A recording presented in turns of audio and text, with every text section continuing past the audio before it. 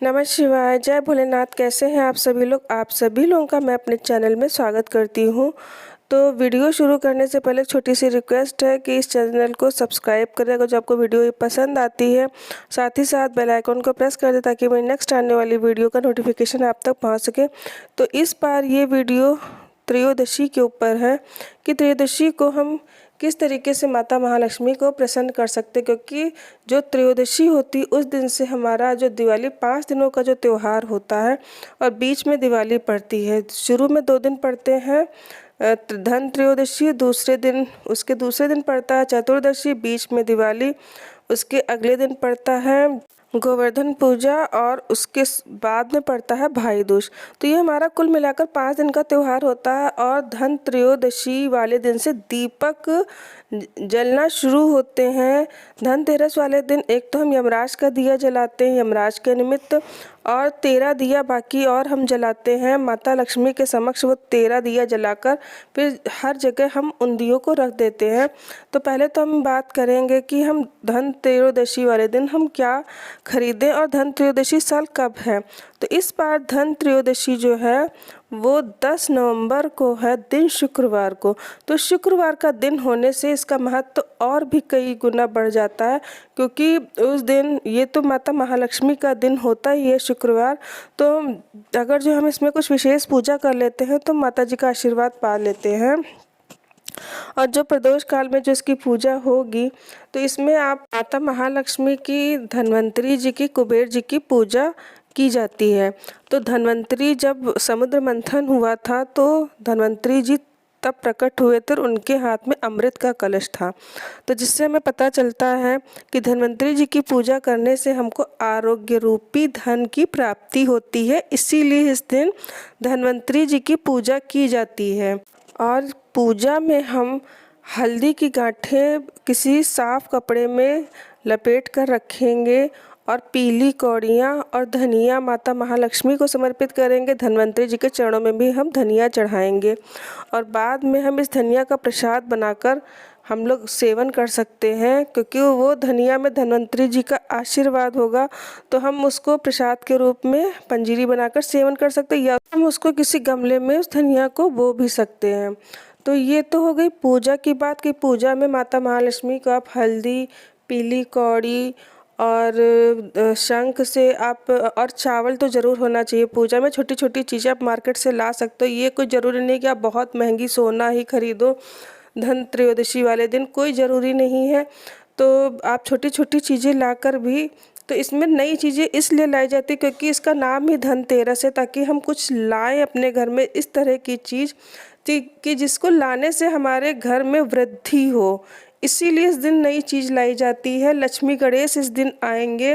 और फ्रेंड्स, एक बात और मैं आप लोगों से कहना चाहूँगी, जो लक्ष्मी जी की जो मूर्ति आप लीजिएगा, मुस्कुराती हुई लक्ष्मी जी की मूर्ति लीजिएगा, जिनके चेहरे पर मुस्कान हो, हाथ में कलश पकड़े हों, और थोड़ा सा ध्यान रखिएगा इन सब चीज़ों का। और लक्ष्मी गणेश तो नए ही आते हैं मिट्टी के इस दिन। अगर जो आप में सक्षम है आप, तो आप चांदी के भी लक्ष्मी गणेश ले सकते हो, लेकिन हमें अपने बजट के अकॉर्डिंग काम करना है, ठीक है ना।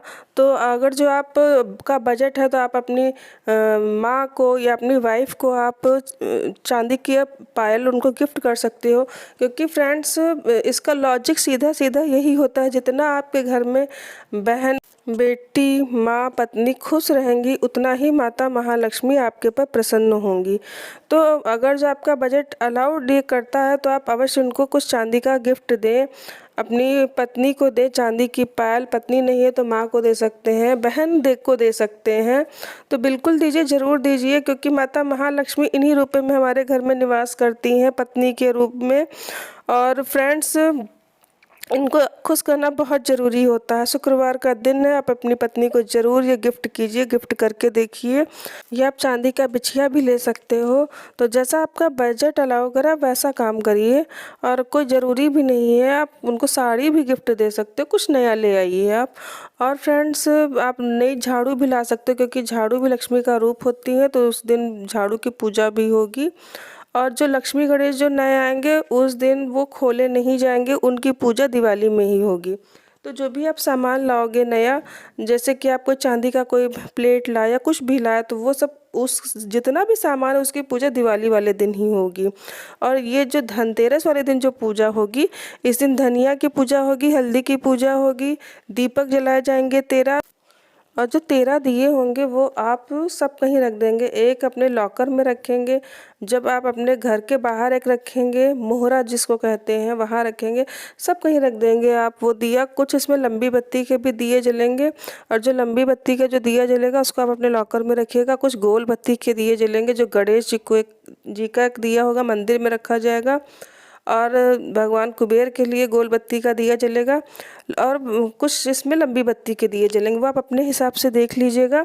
और एक यमराज का दिया जो जलेगा उसे आप घर के बाहर जलाएंगे, और उसके नीचे पहले आप खील रख लेंगे, या तो अक्षत रख लेंगे, तब दीपक को रखेंगे।